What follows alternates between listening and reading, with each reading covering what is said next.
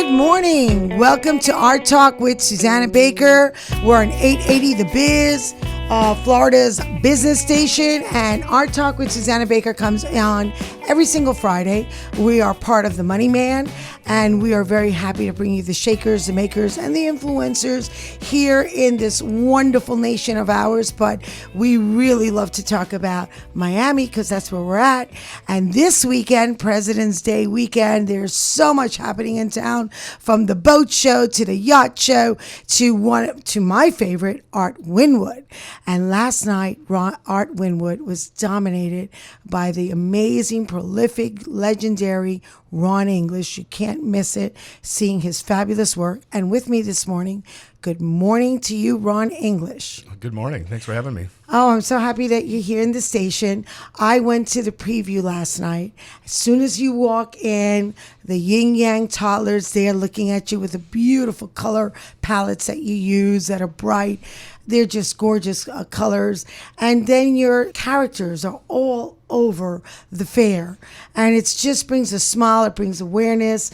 And when you were called up, because you're always commissioned and always being, I'm sure, pulled everywhere for every art fair.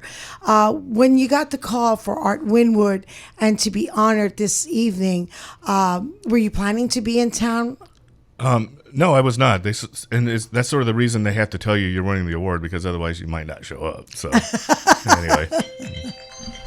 Oh my God, there goes my, sorry about that. So I got to tell you, this evening is an honor among many honors that you've had. Many people who know your work, the iconic, satirical characters that really using American pop culture, the culture jamming that you do, adding those adjectives to your famous characters like Frosted Tony, Frosted Flakes, and Fat Tony, Fat Tony, and MC Supersized, Supersized, which is always bringing in the consumer by your visual, your wonderful visual colors, your characters that people obviously recognize immediately, but then they see a distortion, and that makes the consumer become aware of, Ronald McDonald eating his own product, becoming obese. And so as graduating with your Master of Fine Arts from the University of Texas, what got you into doing these characters? What was the beginning that inspired you to go down this road? Well, originally I used characters like Mickey Mouse and Charlie Brown, and characters that had kind of a history inside the culture, so that I could create pieces that would tell a story, and then half the story was told by the fact that people knew who Charlie Brown was and what he meant.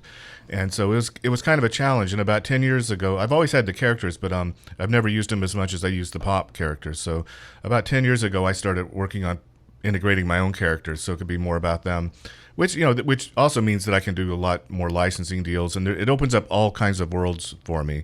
And it also means that I have a legacy that I can leave to my children, because they can license these characters for the rest of their lives or their grandkids' lives. Which if I'm painting Mickey Mouse crucified onto a mousetrap, it's like, but then I can't, after the painting's sold, and that's it, it's over. So right. Because that's, in a way, I kind of don't own that image. I own that. You know what I mean? Yeah. So I was looking for a way out of that. But then it also presents a problem with, okay, now I'm doing Ronnie Rabbit. Who's Ronnie Rabbit? I know who Mickey Mouse is, but who's Ronnie Rabbit?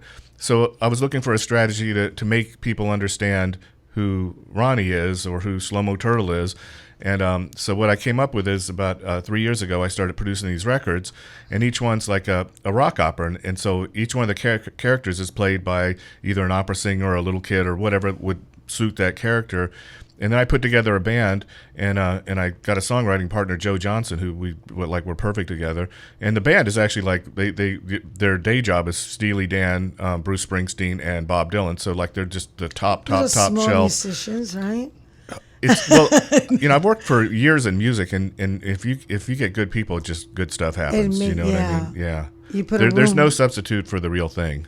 Yeah. They anything that you ask them to do, they can do. Where if you got a more amateur musician, you would have to kind of capitulate to their weakness, and not their strength. Right. You know what I mean? So now you have a series of these CDs and the characters that come to life in all these CDs, and you've been putting these out for for a decade now? I've been putting out records for about 20 years. Yeah, 20 but, years. But always a concept, using a lot of different musicians to work on it and create a different concept. And the last concept, this is the third record that just came out, and it's called Elephant. The world is called Delusionville. It was created by alien rabbits who were crashing to Earth. They shot a hole into the Earth to try to slow their spaceship down, and then they had to escape into that hole when the wolves tried to eat them. So to escape, they created this new world. And each one of these records tells the story of this world where everything's kind of upside down. Like the trees from our world, their roots, spring clouds, so that's what creates their sky. So everything's kind of weirdly upside down in a backwards version of, the first is the last there, And in this episode, it's called Elephant. The name of the band is The Rabbits with 3 Bs, RABBBITS. Evidently, we've been selling a lot of records for some other band called The Rabbits with just two Bs. But in this episode, a big orange elephant falls down the hole and kind of disrupts their whole world. So half of them kind of come to worship him like he's God that's fallen from heaven, and the other half are kind of against him. And so it's kind of this epic battle of all these characters fighting over the concept of what this elephant means. Oh my gosh. The elephant in the room. But, I have to tell you, your imagination, and not just your imagination, your characters, your songs, and the way you go to market. I mean, you're a guru at what you do, and it's so intelligent. Like, it started only because you were born and raised in the Midwest, right? And there was no internet, and you were telling me you worked at the barber shop. Your dad was a barber. Yeah, since I was like maybe 5 years old. Yeah. And so you were working there, and they would give you comic books to read. Yeah, the barbershop was the hangout for men. Yeah. So they would the Coke machine, like there was 2 Coke machines. One, if you pushed the button, a Coke came out. If you went to the second Coke machine, you pushed the button and a beer came out. And mostly it's a hangout for men. So like they had Playboys for the older guys. And then, a lot of kids hung out there too, because they also sold candy there. So it was always a pack of kids hanging out there. And so they stocked comic books. So after the comic books kind of got read by all the kids and they would refresh with new comic books, I would get all the comic books. So that was my introduction to art, is reading these comic books from my dad's barbershop. And eventually I wasn't allowed to go to the barbershop anymore because it was the 70s, and all the young men grew their hair long, so the girls would like them, or for whatever reason they did that. And they all did it, but my dad was convinced that I was telling them all to do that to sabotage his business, so I was forbidden to go to the barbershop. And you still have your iconic look. I kept my hair long. I don't know why. It's almost a reaction to, I tell people why don't you ever get a haircut? And I bet you, even though I'm like pushing 60, I bet I've had more haircuts than you. Because my dad would give me like 4 haircuts a week. We had a barber chair like in our house, and he would come home after a few drinks and like, well, I'm giving you a haircut. And it's like, but you gave me a haircut yesterday.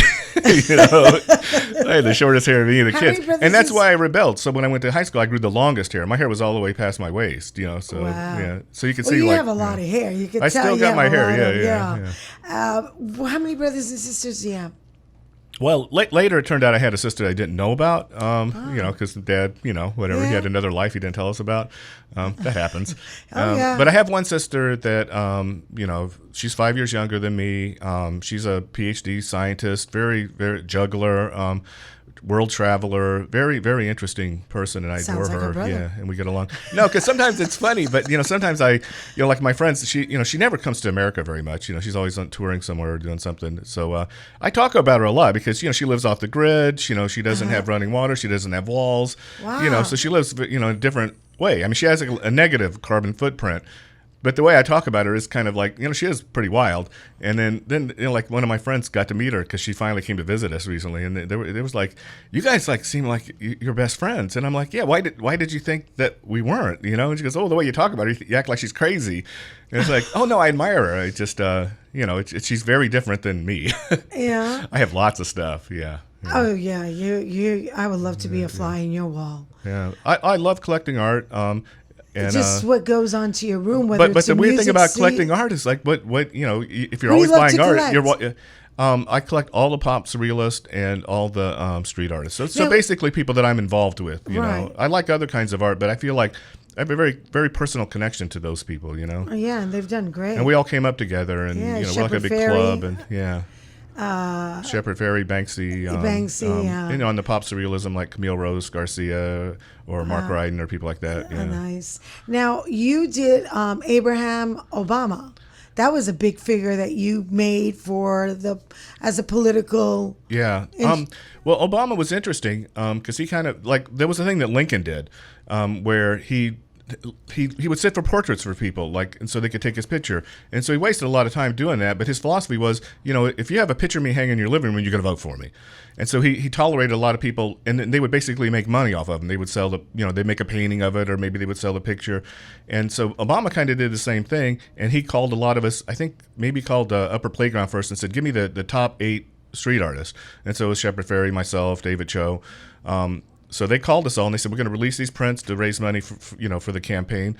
And could you have something by Friday? And this is on a Tuesday. And at that point, I think Hillary was arguing that he doesn't really have the experience. And then it sort of hit me. It's like, well, in a way, he had a very similar experience to Abraham Lincoln. He's kind of a skinny intellectual from Illinois. There was so many parallels. And even the kind of the damage of slavery, slowly resolving itself, and this is a very important moment that's who he is, and so I took both pictures and I lined them up, and their features matched exactly, because symmetrically nobody really has the same face. It's rare, and they did, and it was magical. And I put the two faces together. And first I did a version where he had Obama's hair, and I painted a couple versions until I had the one that worked perfect, and then I released it on Friday. It went viral. And again, I'm involved in music, so I had a band with Daniel Johnson and Don Goody, and Don calls me up and goes, "We're taking this on tour. This is going to be a tour."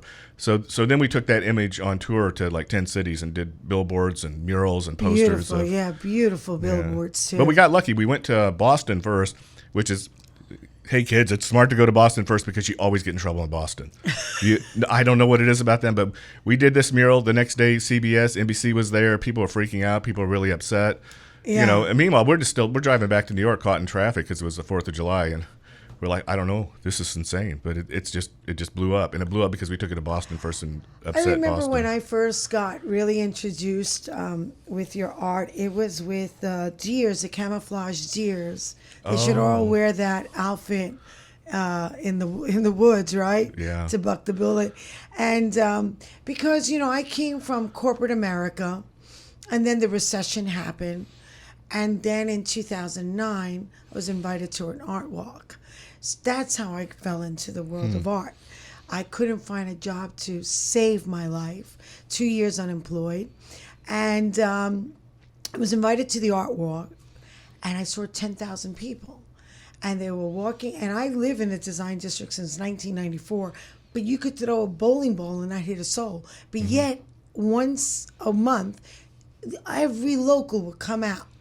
And so I had seen your beautiful mural that was there for a decade until recently that you did Tempered Tots for Art Basel. The Wynwood walls, up to 15 walls get changed.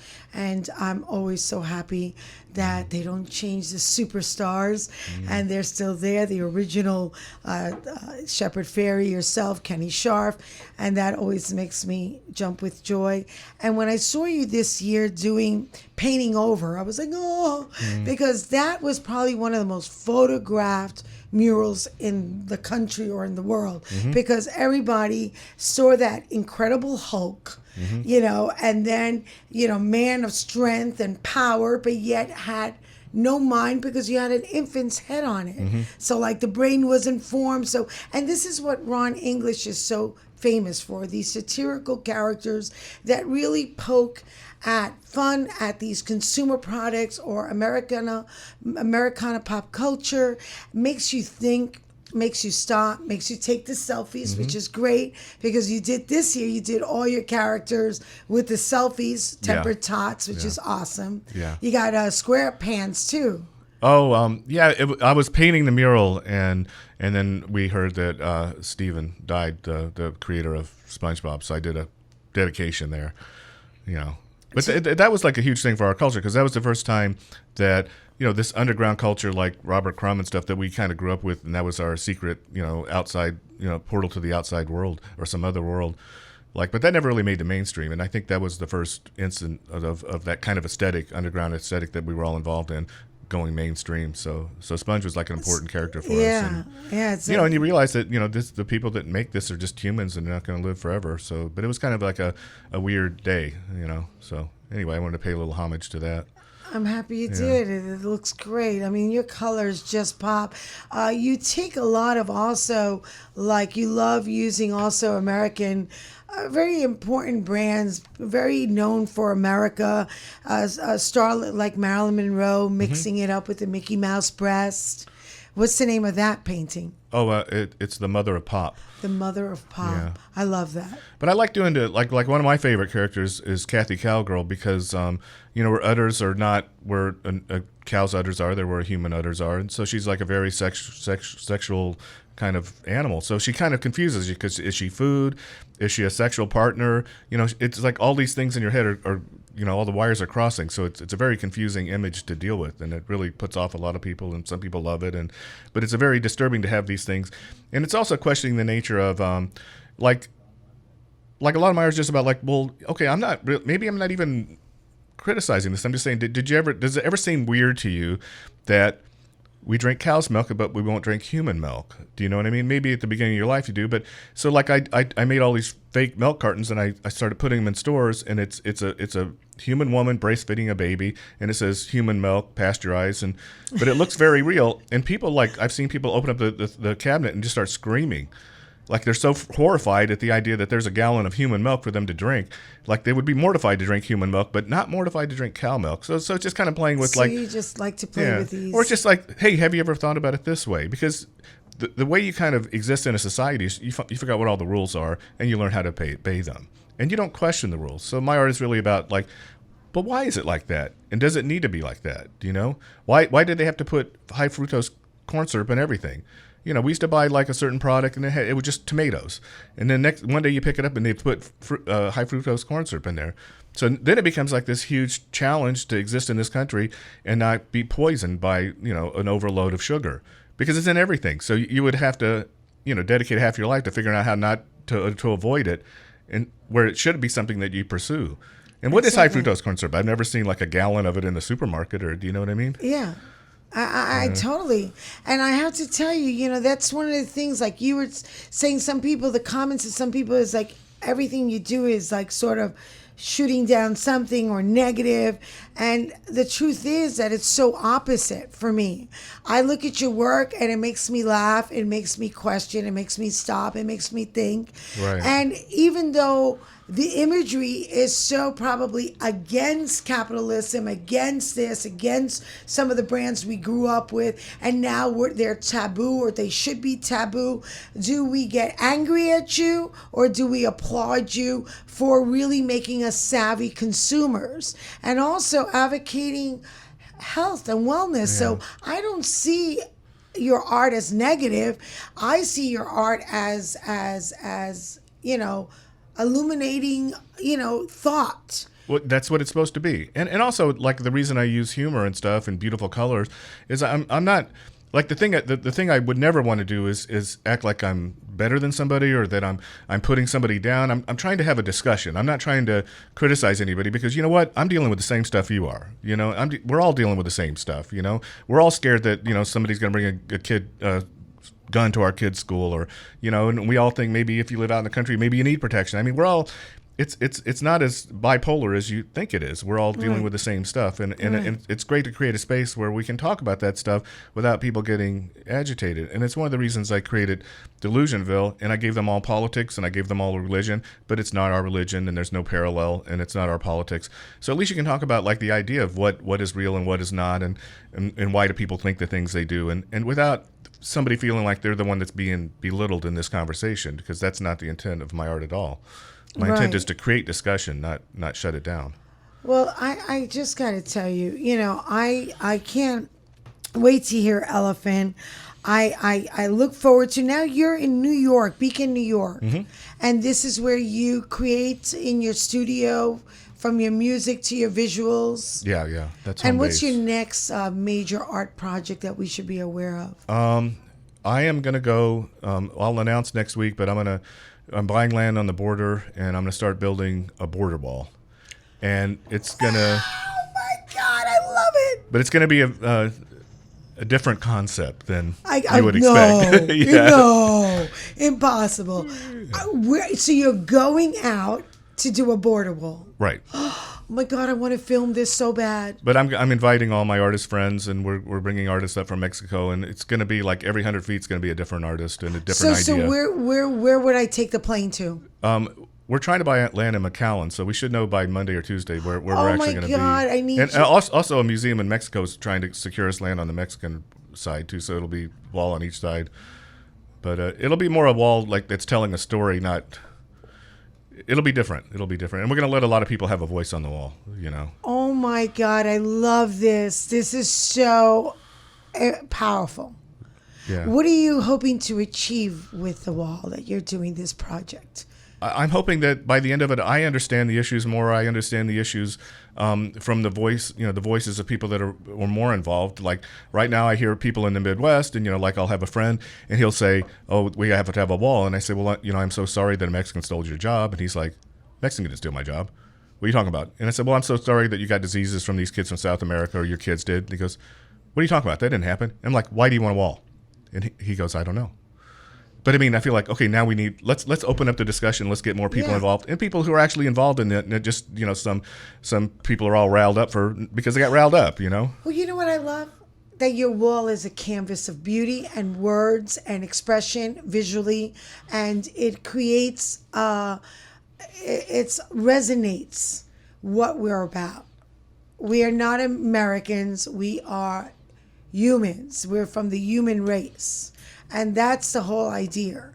All these boxing and putting names and separation and division, we're all from the same human race. And your wall is a bridge.